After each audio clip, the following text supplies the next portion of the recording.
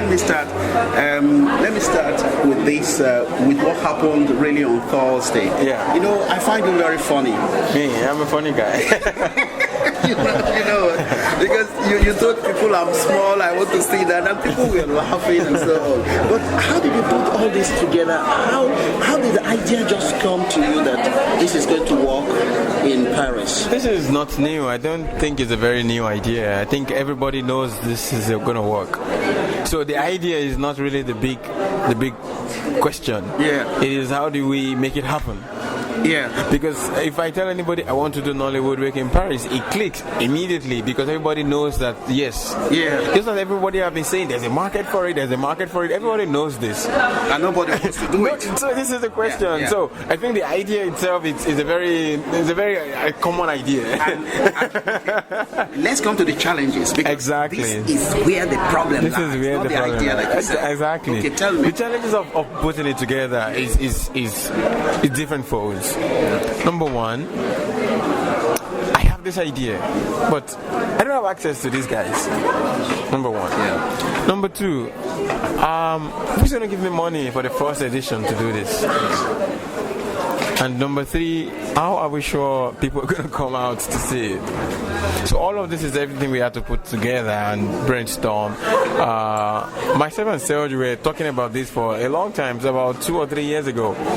We knew that it was going to work. Then one day I was looking at Roots magazine, this magazine for black people around Paris, what they're doing in Paris. And I was so impressed about what people are doing with their own little effort. I'm like, it's time to do something. With my company, we only do, we do dance creations and we go on tours and all of that. But for me personally, beyond dance, something else makes me keep me going. But it's about creativity, it's about doing things first. Then I call on Sarah and say, guys, we've been talking about this thing for too long. Let's do it now. Let's go to action. Let's do it now. And the first step was, you know what?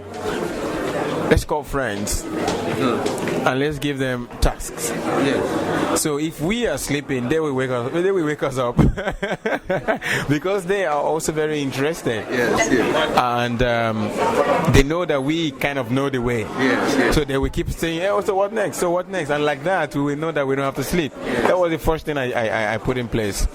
Then, with the little experience that my company have had in the past few years, now we have a company that is that has a subvention from Ile-de-France on a 3-year basis. Sorry. What? 3-year basis. So I'm saying, okay, with the little funding we have, maybe we can at least take a risk. Then also, I have a very personal relationship with some of the filmmakers in Nollywood, and funniest part, these are the real people you should be talking to. Yeah. I know Tunde Kilani very well. Yeah. I know Kunle Falayan very well, and I have some contacts of some people who can get anybody I want. Okay. So I just said, okay, the number one thing, let's go to Nigeria. Let's talk to some of these guys. Okay. What do you think about this crazy idea? And they said, yeah, we must do it. This one, that one. Kunle I remember, he was so busy, we couldn't meet. I went to Ikeja to meet him, but before I got to Ikeja, he was already on his way to another meeting in VI. So I said, okay, you know what? Let me come into your car. From Ikeja to VI, that was the meeting. Then I stopped, and just like that, I knew he was interested. When I told Kunle Tunde Kilani, he was absolutely interested. I said, okay, if I have these two people, it's enough for me. I can move.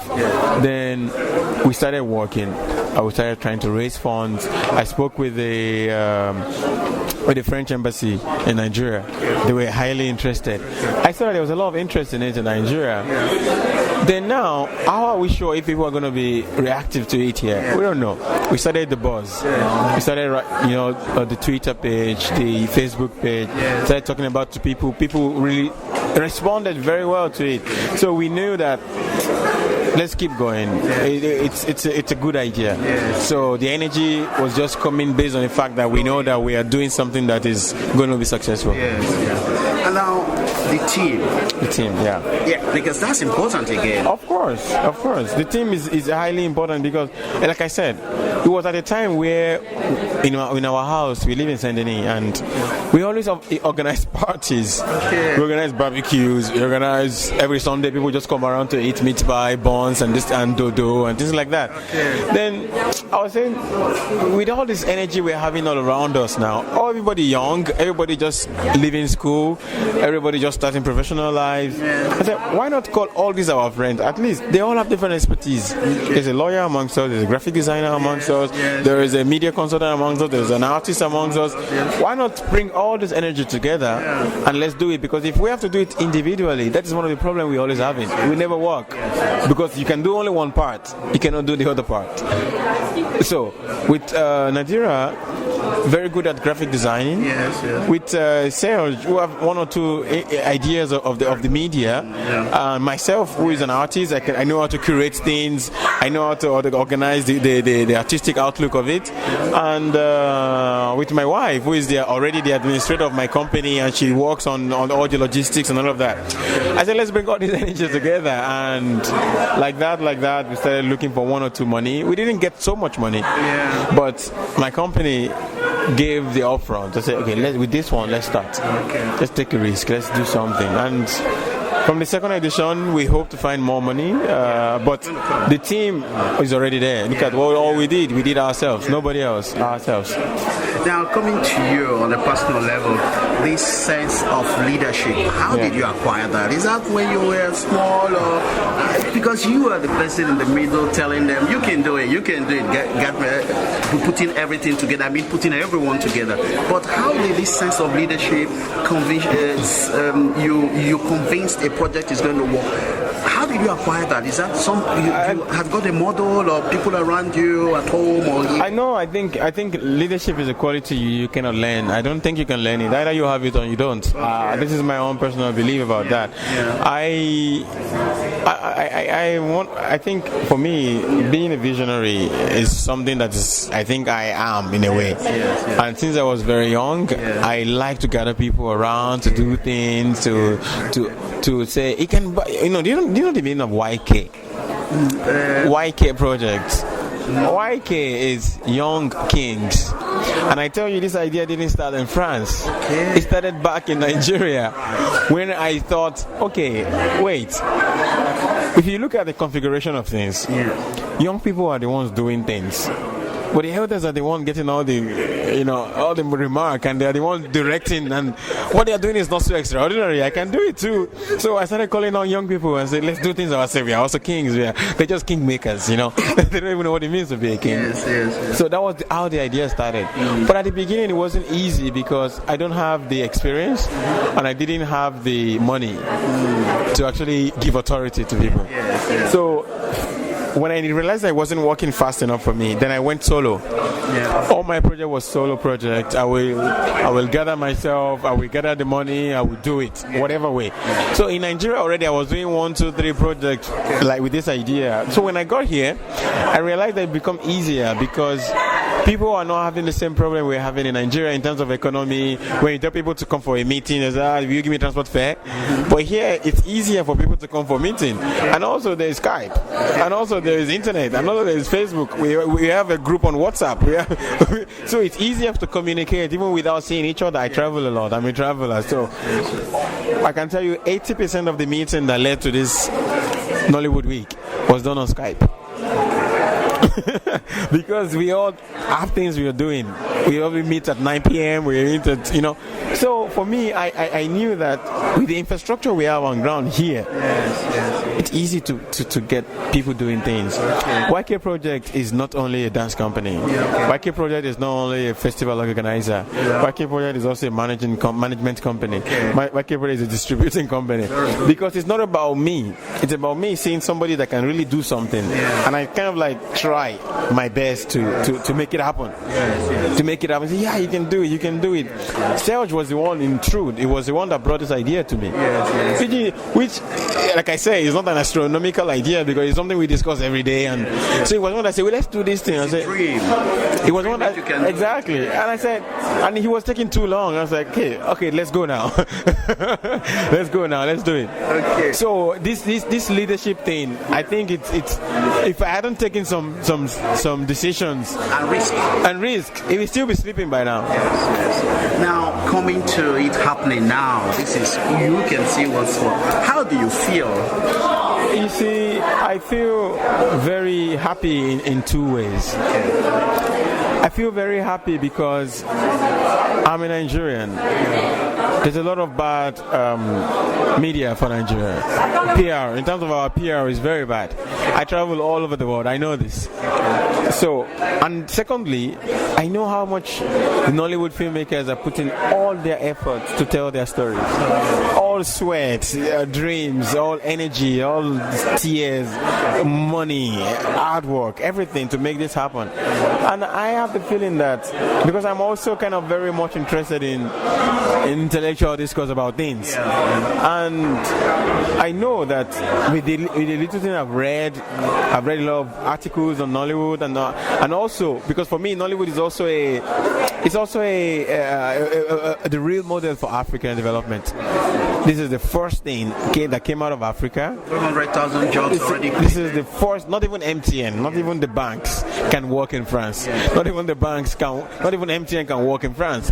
But Nollywood is the first homegrown initiative that is able to go global. So I said, if I can do that for these guys, because I think I can, and because I'm in a privileged situation to try that, then I think I'm happy to see this happen. On the second hand, because I'm an artist, I'm a black person first in the world, in the face of the world. I'm a black and African person first. Before they ask you, what do you do? Right. So I know the black experience in Paris. I know what it is. I know the question of identity. I know what it is. Because people are used to seeing images that always treat them as the villain, as the poor people, as the other guys, as the bad guys, as the ugly ones. So these are the images they see every time. And these images always define us. And I know that I didn't grow up seeing that. I grew up seeing like phone swap. The rich guys, the poor guys, educated guys, illiterate guys, normal. It's okay for us. And there's no identity thing about it. It's just what it is. So for Francophones and black people in Paris to be able to have access to Nollywood films, I know that it goes beyond films. Yes, I know. Yes. It's a thing of pride. Yes. It's a thing of self-awareness. It's a thing of self-realization. Say, showing Lagos, showing Victoria Island, showing our architecture. Tourism. Even beyond tourism. Because representation. How do you represent ourselves? Images. We don't even think you come to Nigeria. No, that's even the point. At least see Nigeria. Yes. Nigeria is in the... Not the one you see always on CNN. Not the one you see always on BBC. See Nigeria the way we see it, the way we see it, and the way we talk about it. See it. Yes. So for people to see that in a place like in Paris, and it become this successful, it's two ways for me. It's two ways. They are very happy. The filmmakers are very happy. The audience are very happy, and that's why I said at the beginning of the festival that these are two worlds that meet each other, and they must meet each other. And you started fine. I love that movie that started to show the two worlds. Exactly. The rich man that was on the other side and the poor guy that was on the other side. Exactly. It was important. Phone swap is a very nice movie. Now, what's the next step? Because now you've done it. Are you going to project movies once in a month, like I suggested to Serge? Not what are you going to do with this audience? Because you can't leave them hungry. No, you cannot. We cannot. One of the first things we want to do is after this festival, we will come back to the drawing board. Of course, it's going to be an annual event. There's no doubt about that.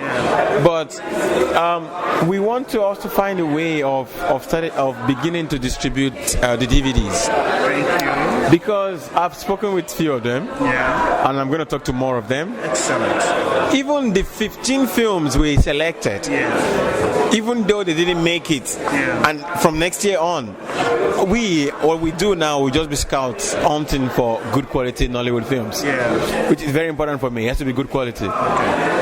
Good quality. What story is it telling? Okay. So our own is beyond marketing. Yeah. We are representing. Yeah. We are not marketing Nollywood. No. We are representing Nollywood. So when you come to us, and we tell you, okay, we are like doctors. Yeah. What kind of movie are you looking for? Yeah. This. Okay, I know who you need to be talking to. Yeah. This person, that person. Right. So we are representing those guys who don't have the market in Nigeria, because the market still belongs to the marketers, not the filmmakers. Come. Let's talk about the marketers. People are complaining about the marketers. Because the marketers are just businessmen. However, somebody like Kunle or Tunde Afolayan or Kunle Afolayan or Tunde Kilani or Mahmood or Obi, these people, storytelling is like hair or water for them. It's a vital thing. Yes. And you cannot come because you bring the money, you define how I tell my story. Yes. Or who should be in the story. Casting. Kunle told me, number one thing that people always forget is that casting is the number one determinant of your film. So if a marketer is in your casting for you, what do you expect to find?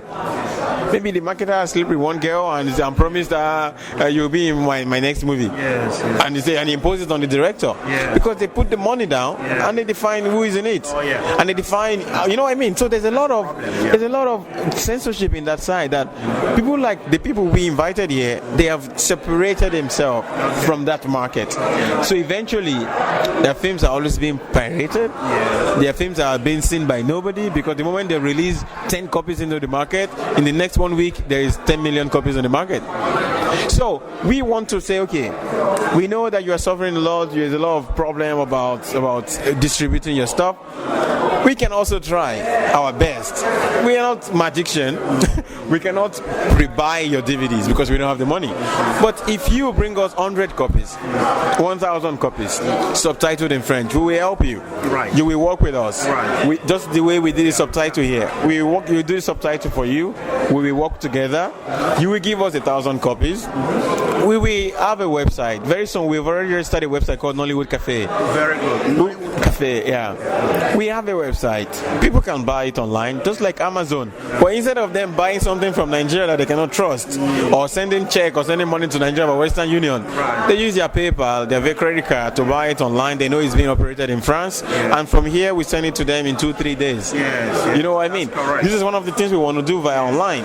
Then the second thing is to also take those DVDs and go to Chateau d'Eau.